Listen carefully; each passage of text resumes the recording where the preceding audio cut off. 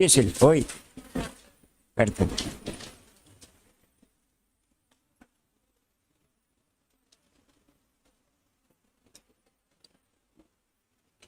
Okay, కార్యక్రమం ప్రారంభించే ముందు గురువు గారు రమ్మని పత్రికలు ఒకసారి మనం ధన్యవాదాలు.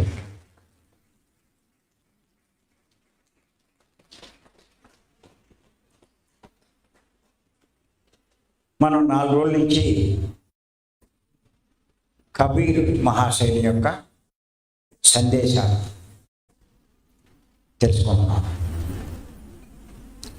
ఇప్పుడు ఇంకొక సందేశం రాసుకుంటున్నాం.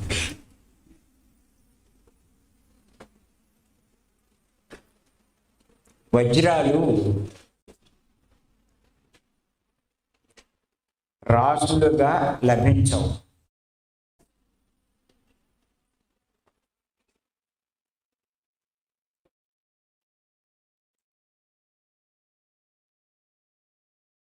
హంసలు కూడా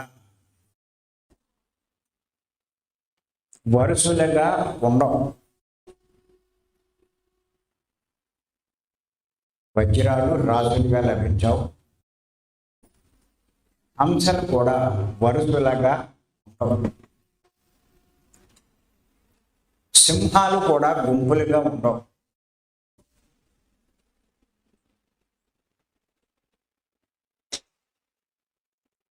అలాగే సాధు పురుషులు అంటే జ్ఞానులు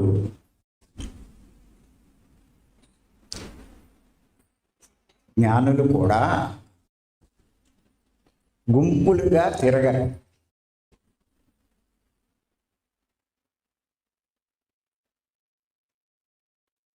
ఇది ఆయన చెప్పినటువంటి సందేశం. ఇది చాలా అద్భుతమైన సందేశం.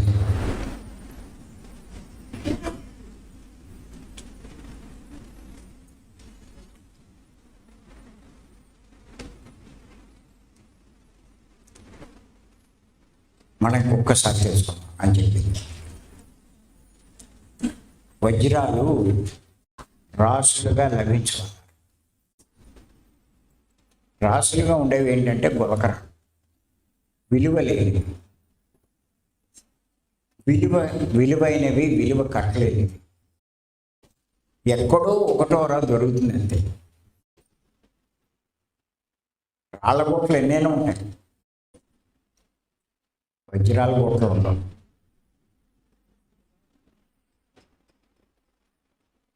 అలాగే హంసలు కూడా బార్లు కట్టి వెళ్ళవు. బాతులు కడతాయి, మేకలు, గొర్రెలు అన్నీ బార్లుగా ఉంటాయి. కాకులు ఉంటాయి, హంసలు ఉంటాయి.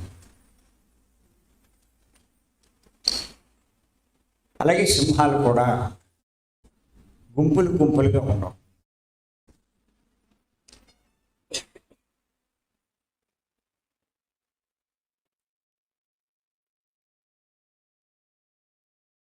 ఉంటాయి, లేళ్ల గుంపులు ఉంటాయి, దున్నల గుంపులు ఉంటాయి,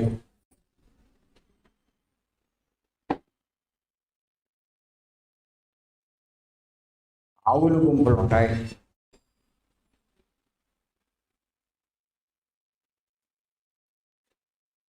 ఇవన్నీ ఉంటాయి సింహాలలో.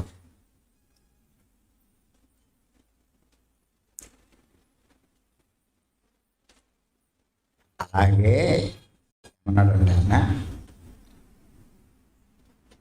సాధు పురుషులు అంటే జ్ఞానులు గుంపులుగా ఉండరు.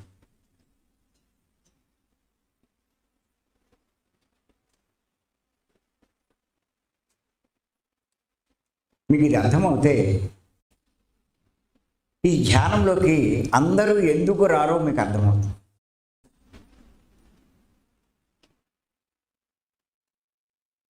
లోకంలో చూడడానికి కోట్ల మంది జనాభా ఉన్నారు.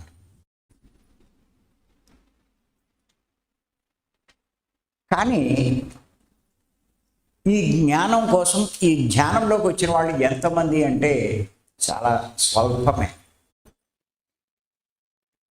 మీరు ఇక్కడ చూస్తే ఇన్ని వందల మంది ఉన్నట్టుగా కనిపిస్తున్నారు. కానీ ఇప్పుడు మీరు ఎన్ని ఊళ్ళ నుంచి వచ్చారో ఒక్కసారి ఆలోచించండి. మీరంతా ఒక్క ఊరి నుంచి వచ్చారా? రాలేదే. మీ ఊర్లో మీ ఉన్న వాళ్ళందరినీ మీరు పిలిచిన ఎవ్వరూ రా. మీరు ఎందుకు వచ్చారు? వాళ్ళకి మీకు తేడా ఉందంటారా లేదంటారా?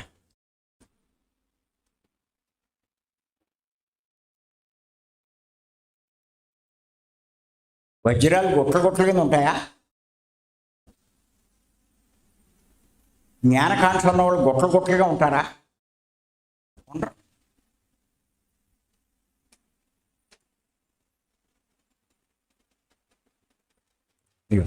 ఆ పిల్లల్ని బయటికి వెళ్ళిపోండి.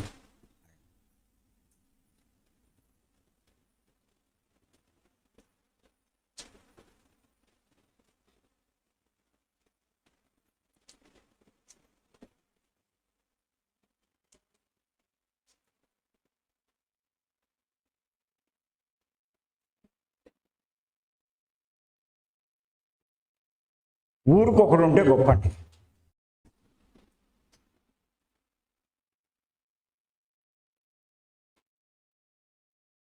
కూడా చాలామంది మనకు కనిపిస్తారు, కానీ జ్ఞానకాంక్షతో వచ్చేవాళ్ళు చాలా.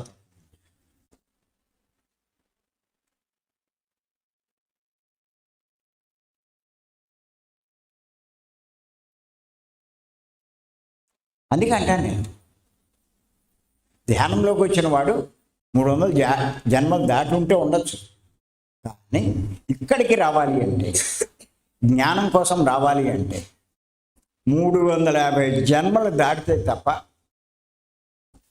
ఈ క్లాసులో అడుగు పెట్టలేడు.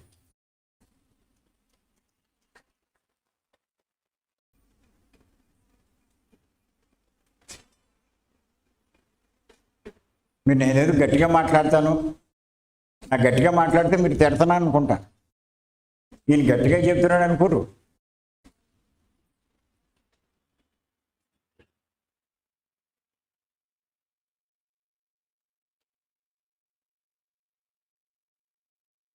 అందరినీ అనమండి, అన్నదండుగా టాలెంట్ ఉన్నవాళ్ళే పట్టుకుంటా. నేను పత్రిక దగ్గర గమనించాను, అందరినీ తిడతాడు అనుకుంటాను. ఎవరి దగ్గర టాలెంట్ ఉందో ఆయన గ్రహించడం, వాళ్ళని గట్టిగా పట్టుకుంటాడు. అబద్ధం చేసుకున్నవాడు పోతాడు, అర్థం చేసుకున్నవాడు గొప్పగా ఎదుగుతాడు.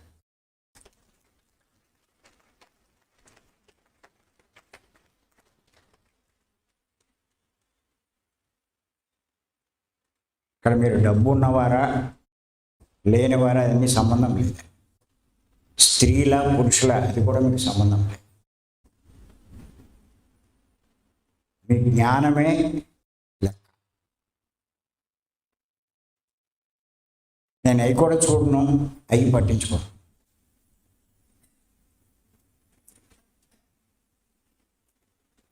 మీ జ్ఞానాన్ని నేను చూస్తాను.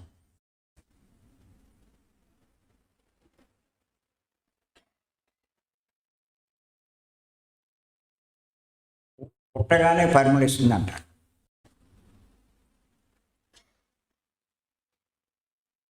మిమ్మల్ని చూడగానే మీరు ఎవరు అర్థమైంది.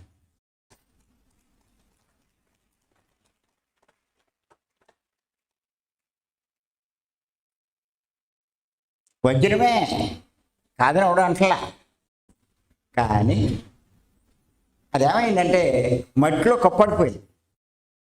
ఆ వజ్రానికి చుట్టూ ఏమైపోయింది, మట్టిలో కప్పడడం వల్ల మట్టి పెరిగిపోయింది.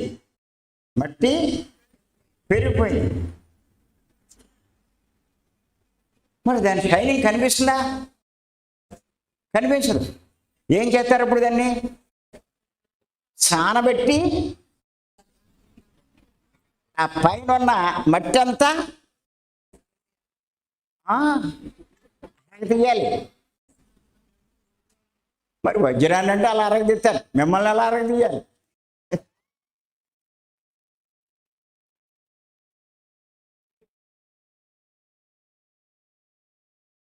మిమ్మల్ని అలా తిడితే బాగా మట్టి ఉంటే కొంచెం గట్టిగా అరగదీస్తారు, కొంచెం ఉంటే మెల్లిగా అరగదీయాలి. మట్టి లేకపోతే అరగదీయవలసిన పనే లేదు. కొంచెం ఎక్కువ పడుతున్నాయంటే అర్థమేంటి?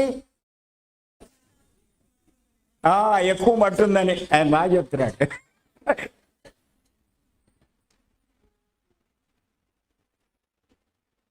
నాగేశ్వరరావు, నీ దగ్గర ఉందా ఎక్కువ మట్టి?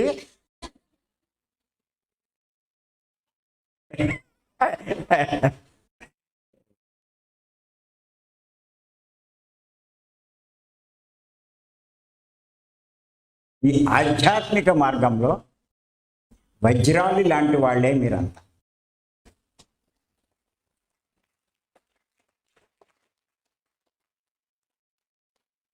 మరి ఇంత స్వల్పకాలంలో ఎంతమంది మాస్టర్లు అయిపోయారు చూడండి. మీలో ప్రతి ఒక్కరూ ఒక్కొక్క రకమైన టాలెంట్ ప్రదర్శిస్తున్నారు.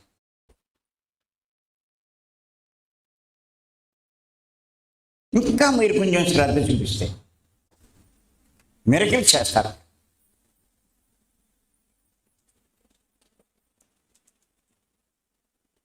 నేను ఆడదాన్ని, సంసారం చేసుకునేదాన్ని, నా బతుకు వంట చేసి అందరికి పెట్టడమే, ఇంకంతకన్నా ఏముంది, ఈ జన్మకి ఇంతే.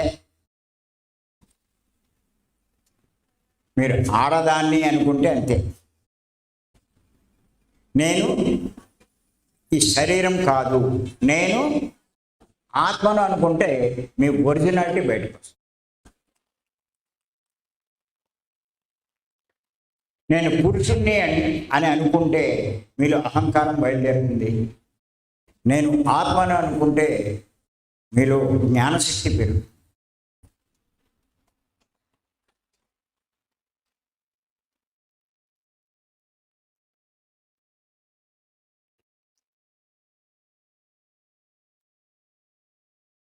ఇంకా మీరు చాలా పనులు చేయగలరు. టైం వేస్ట్ చేయకండి, ఏదో ఒకటి చేయండి. ఈ మార్గంలో, ఆధ్యాత్మిక మార్గంలో, జ్ఞాన మార్గం, ఈ ధ్యాన మార్గంలో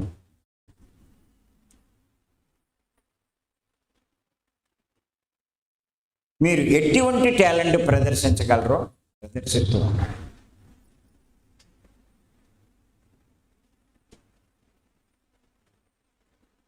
మనం చేసే పనులన్నీ లోక కళ్యాణం ఉండాలి, లోక కళ్యాణం కోసమే అన్నట్టుగా ఉండాలి.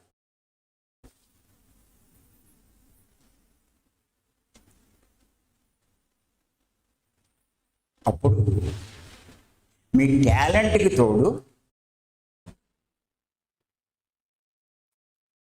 మీ నైపుణ్యానికి అదనంగా ప్రకృతి యొక్క సహకారం మీకు లభిస్తుంది. ఈ విషయం మీకు తెలియదు. మీ శక్తితోటి మీరు అన్నీ చేయాలనుకుంటారు.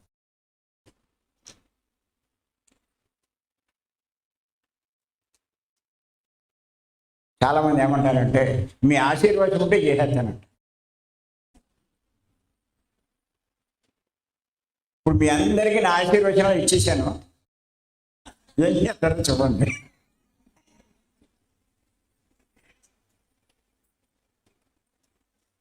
మీరు చేసే కృషే నా ఆశీర్వచనం.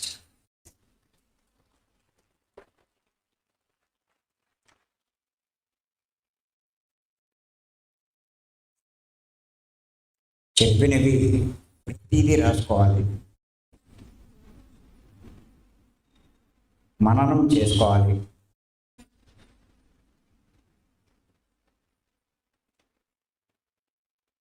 దాన్ని అర్థం చేసుకోవాలి.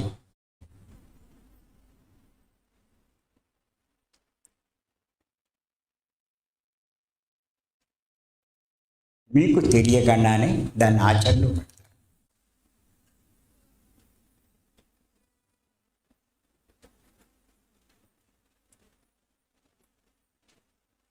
అప్పుడు మీరు ఊహించని మార్పులు వస్తాయి.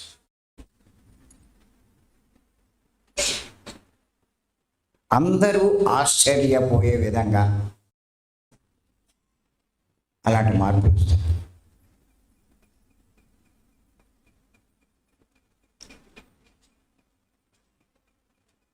మీరు ఒకసారి మన సింధూరాన్ని చూడండి. ఒకసారి లేచి నిలబడు, ఎంత సాధ్యం ఉన్నావో తెలుపుతో తెలియదు. అది చూడండి ఎంత ఉందో,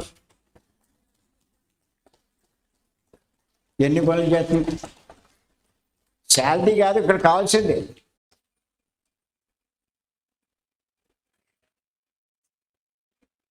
ఒకసారి ఇక్కడ నిలబడితే అందరికంటే పొట్టుగా ఉంటుంది. మరి ఎంతంత పొడుగున్నారు, మీరెందుకు చేయలేరు?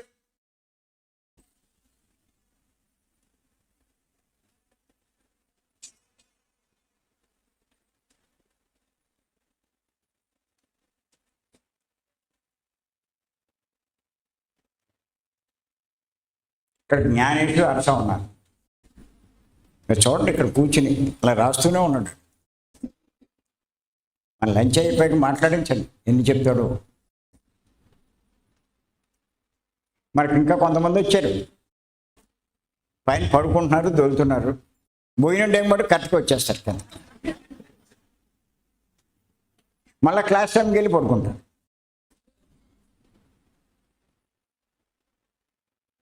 కానీ టైం పడుతుందిలేండి.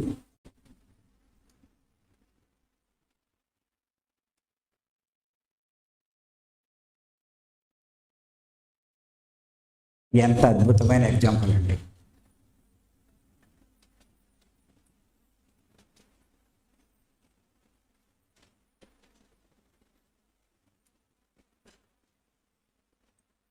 అందుకే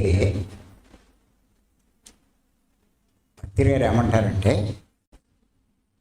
ఆయన ఏమంటారంటే జ్ఞానం అందరికీ చెప్పండి అంటారు. అలా ఇంకోటి కూడా చెప్తారు, వినే వాళ్ళకి చెప్పు అంటారు.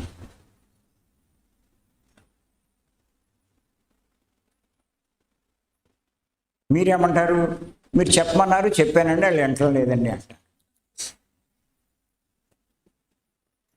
ఆయన ఏమంటున్నారు? వినకపోతే వదిలేయి, అందులో ఒకడేనంటాడు, అయితే అన్ని వదిలేయి, విన్నవాడికి చెప్పు అంటారు.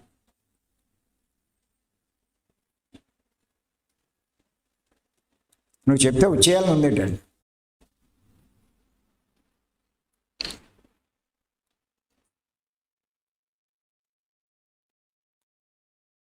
మనం చెప్పేది అలా అర్థమయ్యేటట్టుగా ఉండాలి.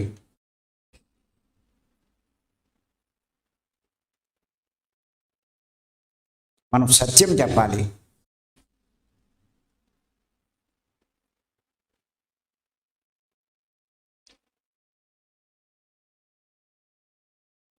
కాన్స్ ఉన్నవాళ్ళు మీ దగ్గరకు వస్తారు.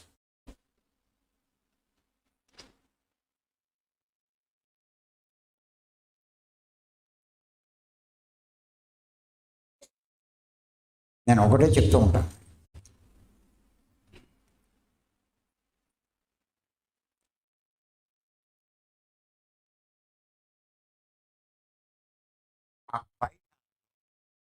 వెనకాల వెళ్ళిపోయా మీరు బెల్లం ముక్క పెట్టండి,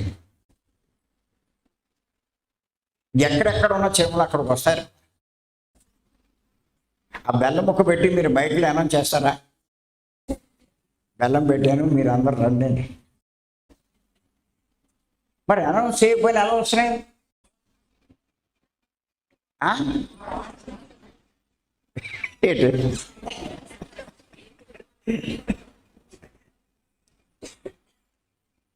అదే దానికి ఏది పెట్టక్కల్లా, బెల్లం ఉంటే చాలు, ఎక్కడెక్కడ ఇక్కడికి కూడా వెళ్ళిపోతాయి అక్కడికి.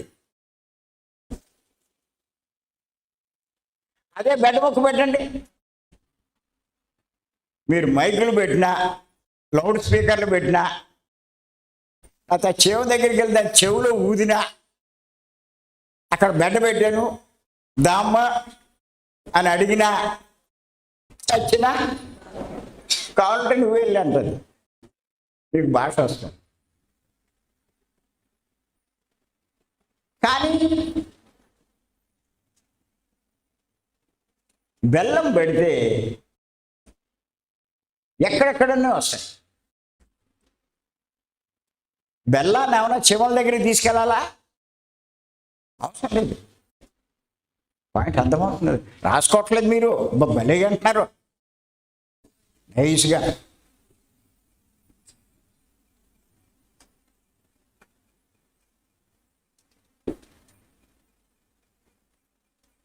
బెల్లాన్ని చీమల దగ్గరికి తీసుకెళ్ళక్కలా. అది ఎక్కడున్నా చీమలు దాని దగ్గరికి వస్తాయి.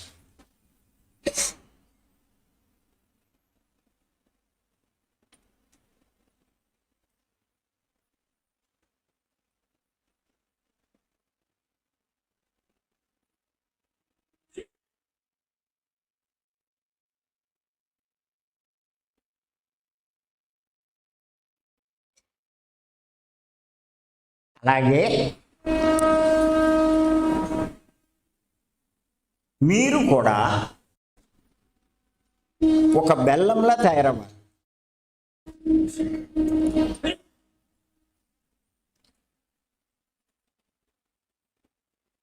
అప్పుడు ఎక్కడెక్కడ ఉన్నటువంటి వాళ్ళు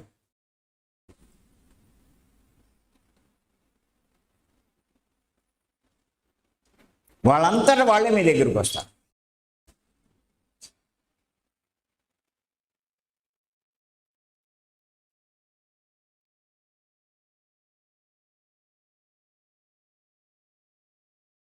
బెల్లం ముక్కలు తయారవ్వాలంటే నేను ఎలా అవుతానండి అంటారు మళ్ళీ మీరు. బెల్లం ముక్కలు తయారవ్వాలి అంటే మీరు జ్ఞానం పెంచుకోవాలి. ఎంత జ్ఞానం మీరు పెంచుకుంటే మీరు అంత స్వీట్నెస్ ఉంటుంది.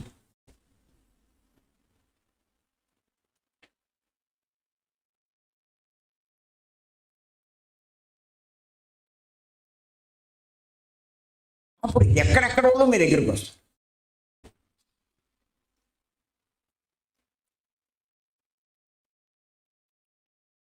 నేను ఇది పత్రి గారి దగ్గర బాగా గమనించానండి. పత్రి గారి దగ్గర ఆయన ఏదైనా ఒక ఊరు వెళ్ళాడు అనుకోండి, ఎవరో ఒక ఇంట్లో దిగుతాడు. ఆయన వెళ్ళిన 5 నిమిషాలకి, ఆ ఇంట్లోకి వెళ్ళిన 5 నిమిషాల్లోకి ఆ ఊళ్ళో ఎక్కడెక్కడి నుంచో ఆ ఇల్లు నిండిపోతుంది. అవునండి కదా? పిలవకపోయినా సరే, సార్ ఒక్కసారి ఏమంటారంటే ఎవరిని పిలవకండి అంటారు. నేను ఏదో కాస్త రిలాక్స్ అవ్వడానికి వచ్చాను అంటారు. ఎలా తెలుస్తుందో తెలీదు. ఆ పై అంతస్తులో ఉన్న బెల్లం చీమకి ఎలా తెలుస్తుందో తెలీదు. సంగతి ఎలా తెలుస్తుందో తెలీదు. బెల్బెల్బెల్బెమ్మంటూ వచ్చేస్తాం.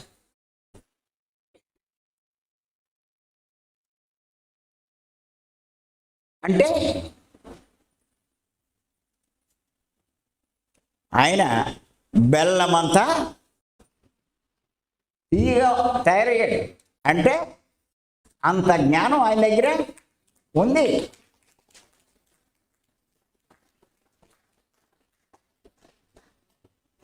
చీమకి తీపి కావాలి,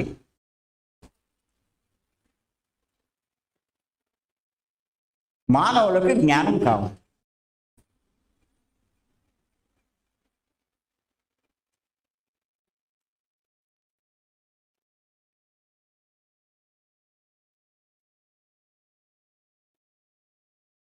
ఆ జ్ఞానకాంక్ష ఉన్నవాడిని పిలవక్కల. పత్రి గారు లాంటి వాడు వస్తే వాళ్ళందరూ వాళ్ళు వెళ్ళిపోతారు అక్కడ.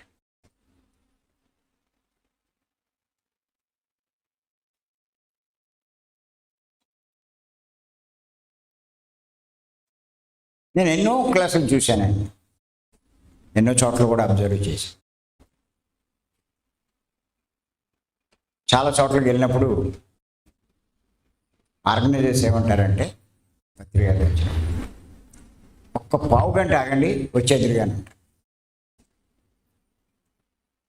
అంటే ఇంకా అక్కడికి జనం రాలేదు. ఆయన ఏమంటాడంటే, అదే ఒక్కలేదులే నాన్న అంటాడు. తీరా వెళ్ళి చూస్తే చాలా కొద్ది మంది ఉంటారు. ఆయన అలా కూర్చుంటాడు, ఒక 5-10 నిమిషాల్లో హాల్ నిండిపోతుంది. ఆశ్చర్యపోవాలి, ఏ క్లాస్కి వెళ్ళా అంటే చేత నేను వెళ్తున్నానండి ఎవడో రావట్లేదు అంటే అర్థమేంటి? టీవీ లేదు, బెడ్డ ముక్కలో ఉన్నారు, రావట్లేదండి, ఎక్కడొచ్చేస్తారు అంటే చెప్తున్నానండి క్లాసులు. ఎందుకు తీపి లేనిది? తీపి అంటే అది. ఇప్పుడు చెప్పండి, మీరు జనాల్ని ఆకర్షించాలి అంటే జ్ఞానం పొందాలి అక్కర్లేదు, జ్ఞానం నేర్చుకోవాలక్కర్లేదు, అంటే ఇక్కడికి రావాలక్కర్లేదు.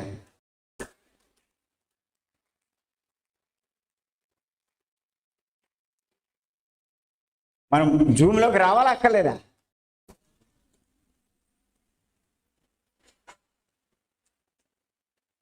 ఇక్కడికి ఎందుకు వస్తున్నారు మీరంతా?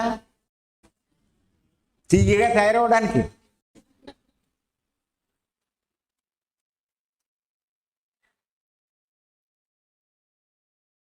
ఎరా బాలకృష్ణ, నువ్వు తీయగా ఉన్నావా, చేదుగా ఉన్నావా, వగరగా ఉన్నావా?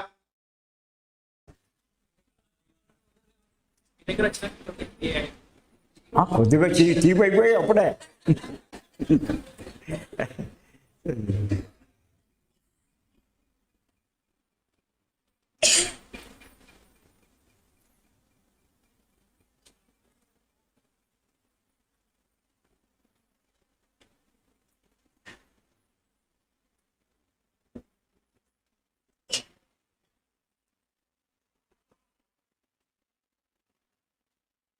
అది కొంచెం మనం కష్టపడాలి, కృషి చేస్తే ఏదైనా సరే.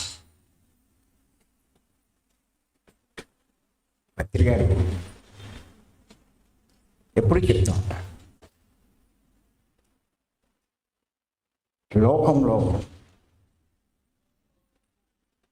ఒకరు చెయ్యగలిగిన పని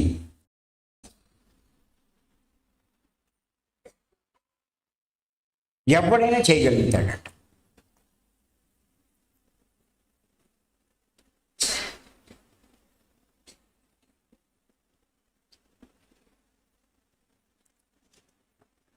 ఒక రమణ మహర్షికి సాధ్యమైంది, మిగిలిన వాళ్ళకి ఎందుకు సాధ్యం కాదు?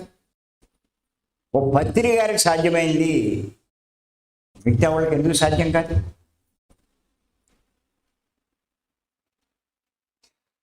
ఒక వివేకానందకి సాధ్యమైంది, మిగతా వాళ్ళకి ఎందుకు సాధ్యం కాదు? ఒకసారి కంపేర్ చేసుకోండి. వాళ్ళకి మీకు తేడా ఏమైనా ఉందా అంటే ఏమీ కనపడదు. వాళ్ళకి 2 చేతులు ఉన్నాయి, మీకు ఉన్నాయా లేవా? ఒకసారి చూసుకోండి. వాళ్ళకి కాళ్ళు ఉన్నాయి, మీకున్నాయా? ఉన్నాయి, కొంచెం పొడుగ్గానే ఉంటాయి వాళ్ళకంట.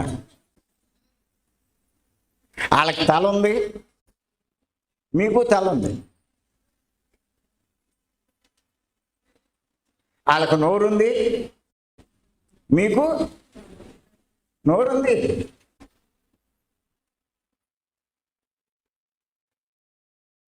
కానీ వాళ్ళు కొద్దిగా తింటే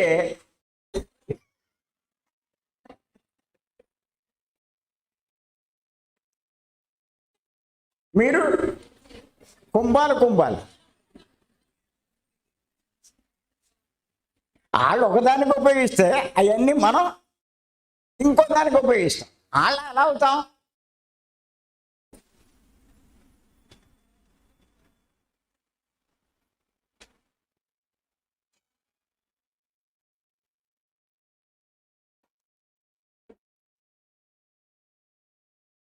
వాళ్ళు రాత్రంతా చదివితే రాత్రంతా పడుకుంటాం. అలా శరీరాన్ని అలా ఉపయోగిస్తారు, అదే శరీరాన్ని మనం ఎలా ఉపయోగిస్తాం. మరి వాళ్ళు అవ్వాలంటే ఎలా అవుతాం?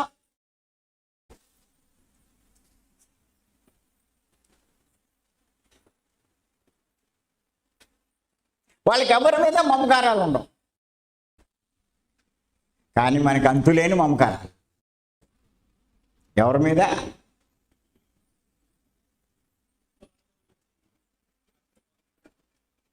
భార్య మీద, భర్త మీద, పిల్లల మీద. అన్నీ బాగానే చెప్తాం. 6 మాసాలు ఎగ్గొట్టేస్తాం, అమ్మాయి వస్తాయి. నీ అదృష్టం ముద్దు వెళ్ళిపోయింది, లేకపోతే ఇప్పటికీ రావు నువ్వు. కబుర్లు ఏదో కబుర్లు చెప్తా.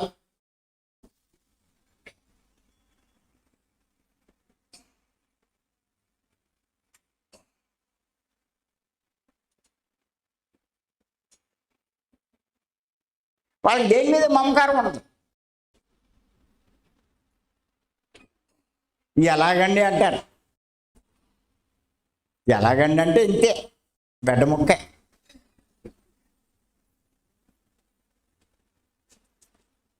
బెడ్డ ముక్క బెల్లం ముక్క అవ్వాలి అంటే కృషి ఉండాలి.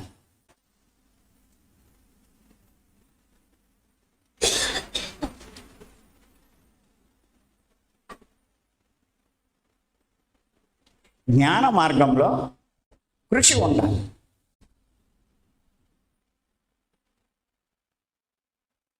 యోగులు చెప్పినటువంటి బోధలు తూచా తప్పకుండా ఆచరించాలి.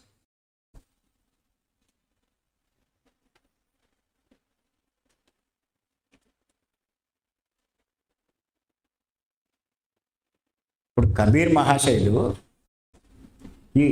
ఇది ఎందుకు చెప్పాడు? ఒక రకంగా ఉపమానమే.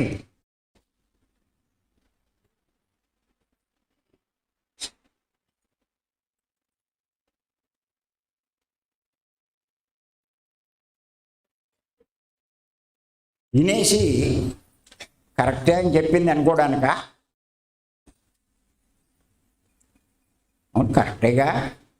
సింహాలు గుంపులుగా ఉండవు, హంసలు బార్లు బార్లు ఉండవు, వజ్రాలు గుట్టలుగా ఉండవు అని చెప్పింది కరెక్టేగా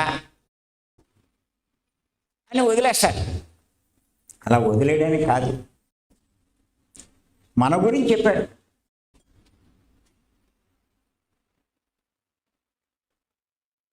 నువ్వు రాళ్ళగొట్లో ఒకటిగా ఉండక నాయనా,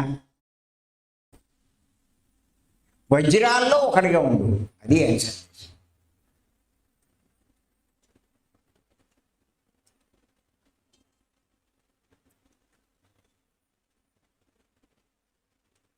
నువ్వు కాకులు గుంపులా ఉండకు, హంసలా ఉండు.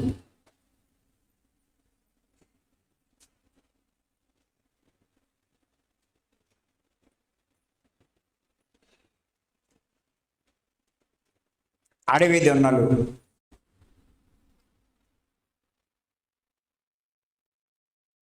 లేళ్ల గుంపులు అలా ఉండద్దు, సింహంలా ఉండు.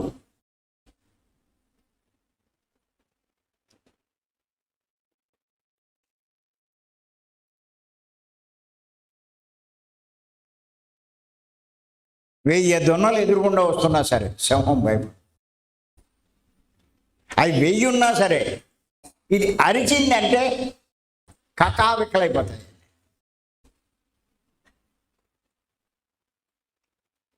అది సింహం యొక్క గొప్పది.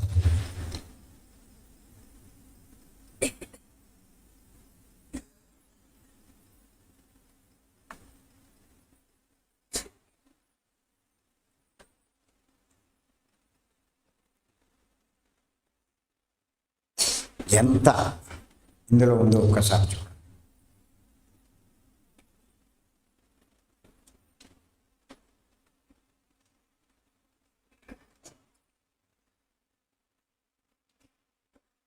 ఇంకో ఉపమానం చెప్పాడండి ఇలా రాసుకోండి.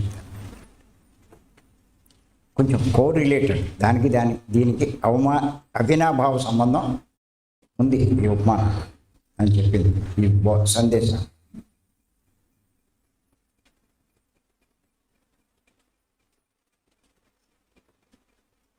మానస సరోవరంలో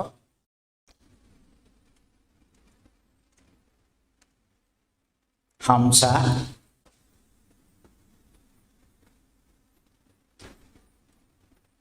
కొంగ అనే కంటే కొంగలు ఒకేలా సంచరిస్తూ ఉంటాయంట.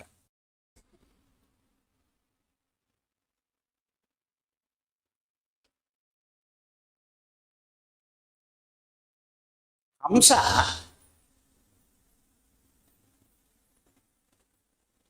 ముత్యాలు ఏరుకుంటే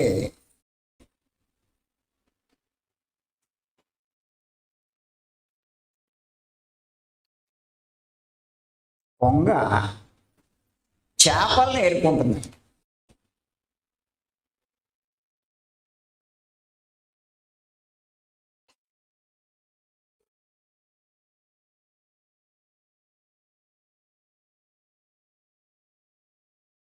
అలాగే లోకంలో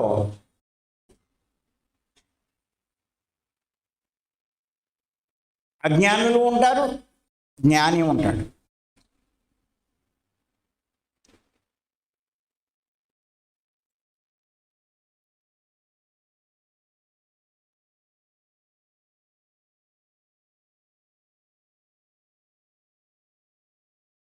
అజ్ఞాని ధనం వెనకాల పరిగెడితే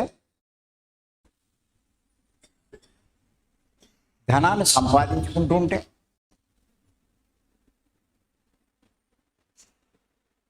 జ్ఞాని జ్ఞానం వెనకాల పడతాడు, జ్ఞానాన్ని సంపాదించుకుంటాడు.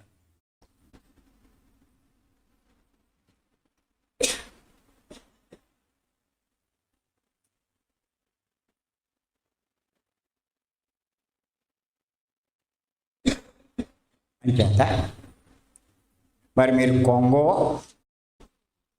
హంసో మీరే తెలుసుకోండి.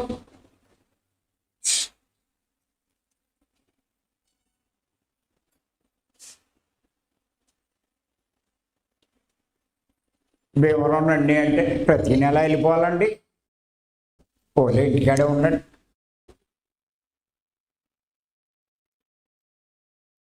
భీమవరం వస్తే హంసలా తయారవుతారు, రాకపోతే కొంగలాగే ఉంటారు.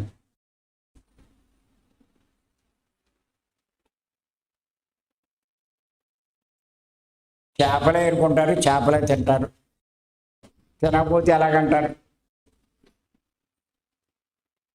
బలం ఎలా వస్తుందండి అంటారు.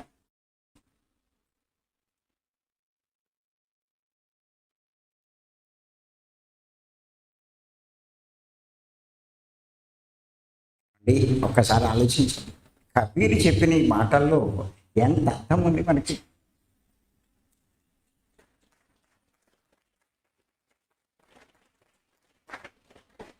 ఎంత నేర్చుకోవాలో ఒక్కసారి ఆలోచించండి అందులోంచి.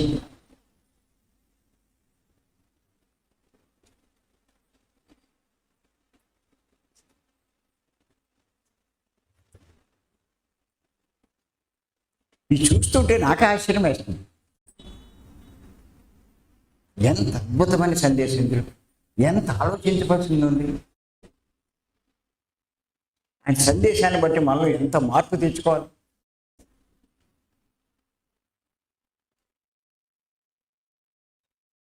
మనకు అర్థమయ్యే రీతిలో ఉపమానాలతో చెప్పాడు. మహానుభావుల యొక్క సందేశాలు ఉపమానం లేకుండా ఉండదండి. రాసుకోండి మీరు కూడా. మీరు సందేశాలు ఇచ్చినా కూడా ఉండాలి అలా.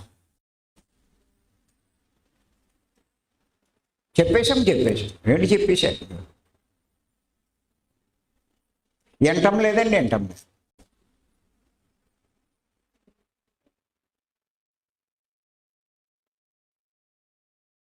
తప్పనిసరిగా మీరు ఏది చెప్పినా వాడికి అర్థం అవడం కోసం ఉపమానాన్ని జోడిస్తారు. ఇది నేను పత్రిక దగ్గర నుంచి నేర్చుకున్నాను.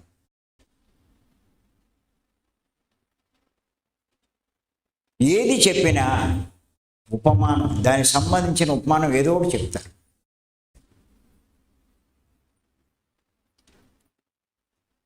నేను మార్నింగ్ ఉపమాన ధ్యాన సందేశాలని చెప్పాను, మొన్నటిదాకా చెప్పాను. ఒక 70-80 దాకా చెప్పాను. ఆఖరిలో చెప్పిన ఉపమానానికి మళ్ళా దానికి ఒక 80 ఎపిసోడ్ చెప్పాను, 80 పార్ట్. ఏమిటది? పాము కూరలు పీకితే ఎవరికి హాని చేయదు, మానవుల్లోని చెడు తొలగిస్తే ఎవరికి హాని చేయదు. ఆ ఉపమానం మళ్ళా ఒక 70-80 ఎపిసోడ్లు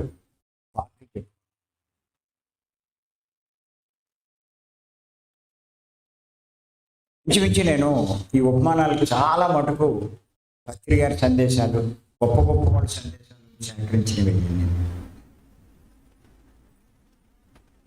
సహజంగా నేను కూడా ఎక్కడికి వెళ్ళినా కూడా ఏ సందేశం ఇచ్చినా దానికి సంబంధించినటువంటి ఉపమానము లేకపోతే ఏదో ఎగ్జాంపుల్ సహజ సిద్ధంగా మనకు అర్థమయ్యే రీతిలో ఉండేటువంటివి చెప్పడం జరుగుతుంది.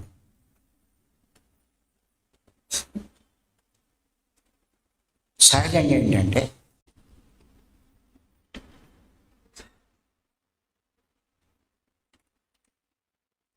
మనకి మన రియల్ లైఫ్కి దగ్గరగా ఉండే ఎగ్జాంపుల్స్ బాగా, అంతే కదండి, వాటిని ఎక్కువ ప్రిఫరెన్స్ ఇస్తాను.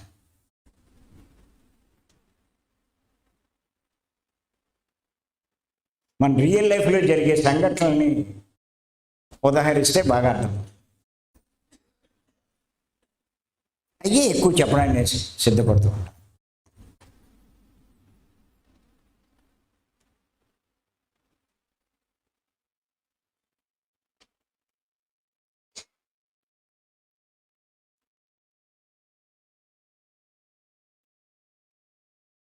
పత్రికలు ఏమంటారంటే సినిమా చూడాలంట. నువ్వు సినిమా చూడలేదా, నువ్వు వేస్ట్ ఫెయిల్యూర్ అంట. మీరంతా ఏమనుకుంటారు? ఆయన సినిమా చూడమన్నా వెళ్ళి చూసేసి వస్తా.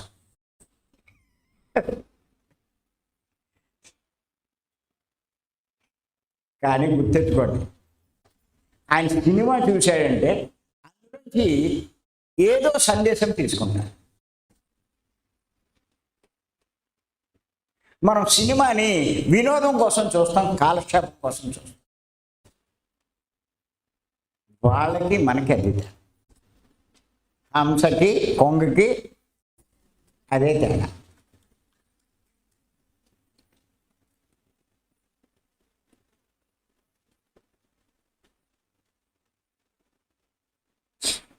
నేను సినిమాలంతా నాకు ఎక్కువ, కానీ వెళ్తే మటుకు దీంట్లోంచి మనం ఏమి గ్రహించాలి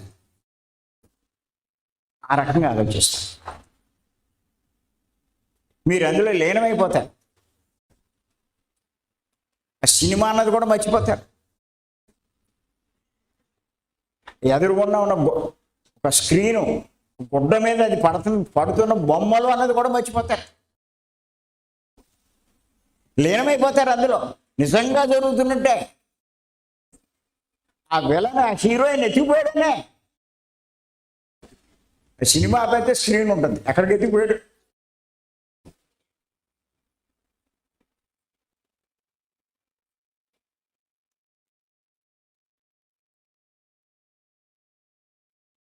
నాకు ఎంతసేపు ఇదే గుర్తుంటుంది. ఏది స్క్రీన్ మీద బొమ్మలే కదా. అందుకే ఆడు ఆ హీరోయిన్ని ఎంత బాధ పెట్టేసిన ఆడి మొహం బొమ్మలు అయ్యాది, మనకి ఏ బాధ రాదు. మీరు మటు కళ్ళమట నీళ్ళు పెట్టే సినిమా అయ్యేసరికి ఓ బిందు కూడా నిండిపోద్ది.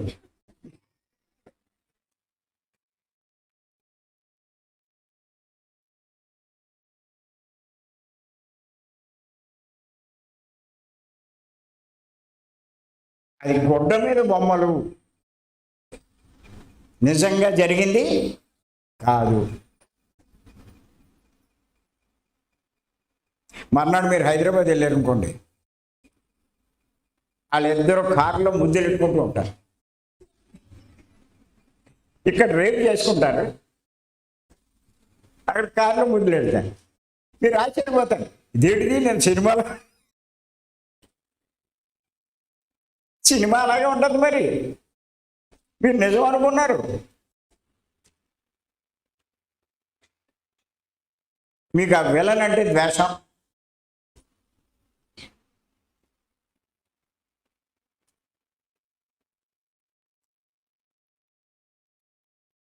ఆ హీరో అంటే ప్రేమ. రియల్ లైఫ్లో హీరోయే విలను, విలనే అవ్వచ్చు. కానీ రియల్ లైఫ్లో అని చూస్తే ఈడా ఎదవ అలా ఉంటుంది మీ అభిప్రాయం. అదే నేనైనా సరే ఏముంది ఇందులో మనం గ్రహించవచ్చు. గ్రహిస్తున్నాం. అలానే నేను ఈ క్లాసులు ఇంత అలా చెప్పగలుగుతున్నా.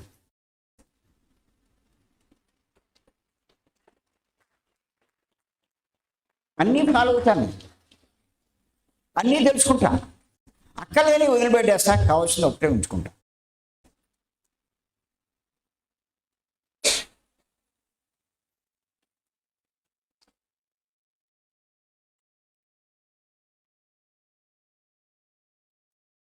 అని చేత గుర్తుపెట్టుకోండి.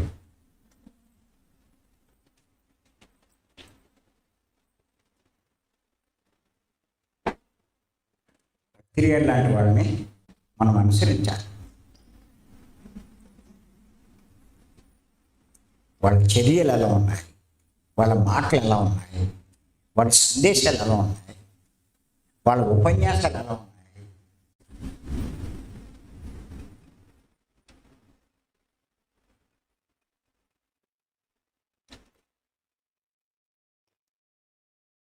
వాటి నుంచి మీరు గ్రహించి మీ జ్ఞానాన్ని పెంచుకుంటూ మీరు కూడా ఎంతో మందికి ఆదర్శంగా. నేను ఒకటే చెప్తున్నాను, మీరు లోక కళ్యాణం కోసం ఎంత కృషి చేస్తే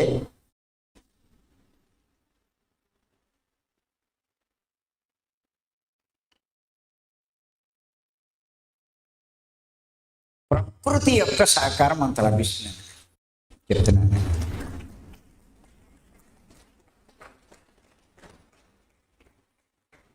ప్రకృతి విరుద్ధంగా ప్రవర్తిస్తే ప్రకృతి సహకారం మీకు లభించదు.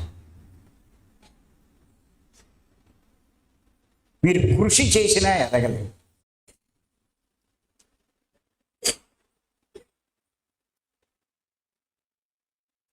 మీ లెక్కలో అది పుణ్యం కిందే ఉంటుంది, ప్రకృతి లెక్కలో అది విరుద్ధం.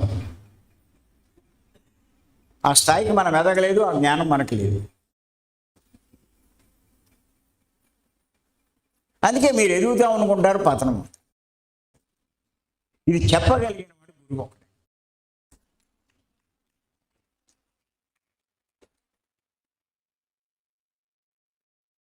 మరి మెహర్ బాబా సందేశం మనం చెప్పుకున్నాం లాస్ట్ మంత్. ఎవరికైనా సరే జ్ఞాన మార్గంలో వచ్చిన గురువు యొక్క సహాయం చాలా అవసరం. నిజంగా అలాంటి గురువు దొరికితే చాలా అదృష్టం. ఇవో మెహర్ బాబా సందేశాలు ఒకటి, గురువు 2 పుస్తకాలు.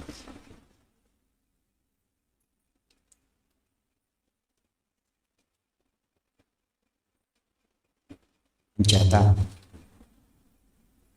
ఇలా చెప్పుకుంటూ పోతే అంతులేని జ్ఞానం ఇచ్చారు. ఇంకా దాని నుంచి మనం రియల్ లైఫ్లో అన్వయించుకుంటూ మనకి మనం ఇంప్రూవ్ చేసుకోవాలి. ప్రతి ఒక్కళ్ళము బెల్లం ముక్కలా తయారవ్వాలి, ఓ హంసలా.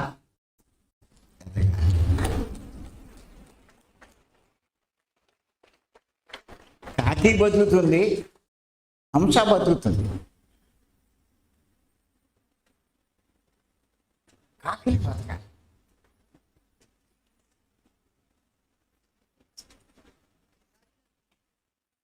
హంసలా బతకాలి.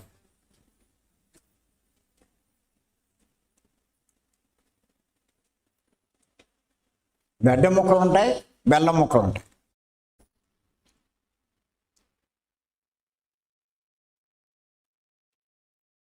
అవి ఎవరికి అవసరం లేదు కాబట్టి లోకంలో గొట్టలుగా పడి ఉన్నాయి. బెల్లం ముక్కలు అవసరం కాబట్టి ఒకవేళ ఎక్కడేమన్నా దొరుకుతాయా, ఏరేస్తారు.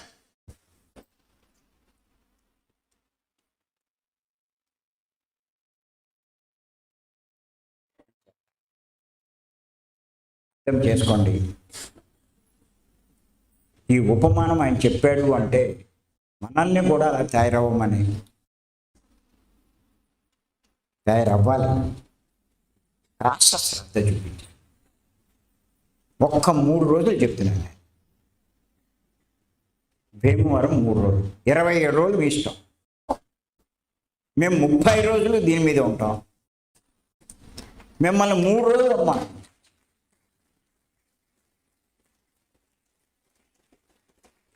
మా ఇంకో యావగేషన్ ఇంకోటి లేదు. పిల్లలు అందరూ బయట ఉన్నారు, వాళ్ళ పనులు వాళ్ళు చేసుకుంటాం. మాకు సంబంధం లేదు. మాకు ఇదే పని. పొద్దున్నే 3-4 గంటలు జూమ్లో ఉండడం, తర్వాత పుస్తకాలు చదువుకోవడం, పుస్తకాలు రాయడం, ఎవరైనా ఫోన్ చేస్తే సందేహాలు క్లియర్ చేయడం, ఎక్కడైనా క్లాసుకు పిలిస్తే క్లాసుకి వెళ్ళడం. ఇంకేముంది మాకు కాదు. ఒకవేళ జర్నీలో కూడా మేము కరెక్షన్ చేసుకుంటాం రాసిన పుస్తకాలు. లేకపోతే ఏదైనా విన్నా చూసినా వాటిలోంచి సారాన్ని గ్రహించి సందర్భానుసారంగా దాన్ని ఉదహరిస్తాం. నేను చాలాసార్లు చెప్పాను మీకు, యూట్యూబ్లో ఎలా చెప్పగలుగుతున్నాను? యూట్యూబ్లో నిన్న జరిగింది, పొద్దున్న జరిగింది కూడా మనకు అవసరమైన కాడ చెప్తూ ఉంటాను. కాలక్షేపం కోసం కాదు, జ్ఞానాన్ని పెంచుకోవడానికి ఉపయోగించాలి. అందులో పనికిరాని తీసేయాలి, పనికొచ్చే పెట్టుకోవాలి.